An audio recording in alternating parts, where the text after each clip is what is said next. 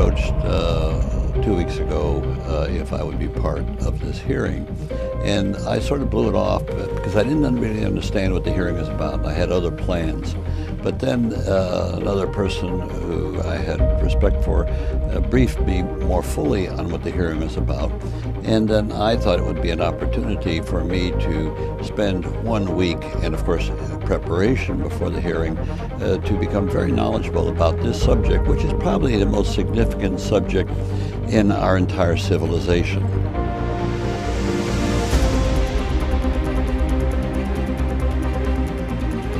A lot of friends in the Air Force. I won't criticize my friends. But the superior, their PSYOPs, I will criticize. Why do they do this? It's beyond my comprehension. They don't have to do this.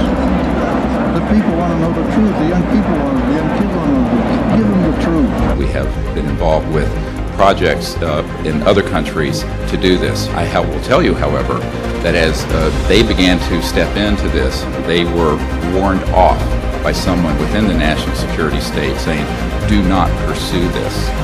And so we went to France about 3 years ago, and we had an expedition to actually make contact with these extraterrestrial civilizations. And the Admiral later informed us that the radar tracked objects that came over the site at between 100,000 and 200,000 kilometers an hour. Now, what is fascinating about this is that the French were not deterred from doing this project with us, but they have to date remained fairly quiet. There is therefore progress being made in other G7 countries. Paul Hellyer, former Minister of Defense of Canada, and he believes that life forms from space exist and are present on Earth. It's great to have you with us on our show. Why do you say that UFOs are as real as the airplanes flying over our heads? Well, because I know that they are. They've been, as a matter of fact, they've been visiting our planet for thousands of years. And one of the cases that would interest you most, if you give me 2 or 3 minutes to answer, is during the Cold War in 1961, there were about 50 UFOs in formation flying south from Russia to across Europe. And the Supreme Allied Commander was very concerned and about ready to press the panic button when they turned around and went back over the North Pole. So they decided to do an investigation, and they investigated for 3 years, and they decided that with absolute certainty that 4 different species at least, had been visiting this planet for thousands of years.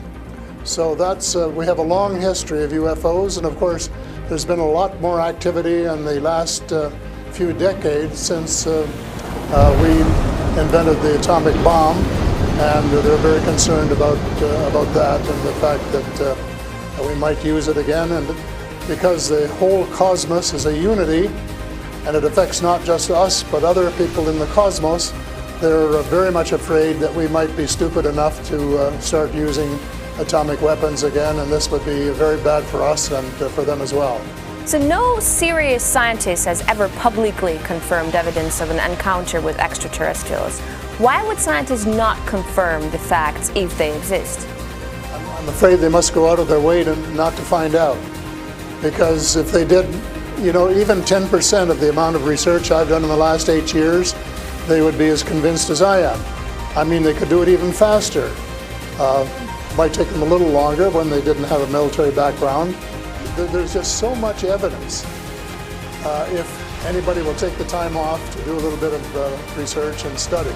But people just are, some people are interested and will take the time, and the others just say, oh, it's just fantasy. This information is not, it is top secret in a way that the governments aren't talking about it.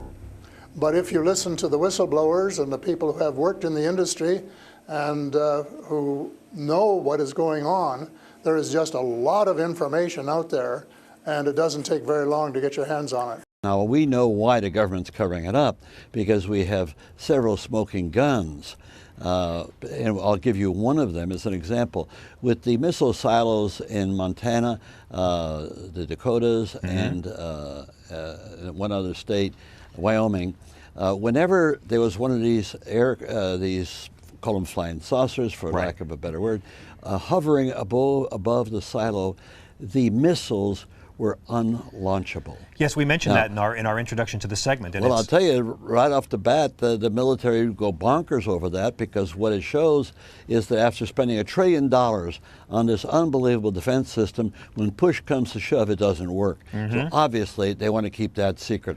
But the nature of the military in this country and the nature of those in power, the leaders, is that they have a perception totally towards secrecy and to keep things covered up. And that's very sad, because if we're to be an operating democracy, the people have to know what's going on.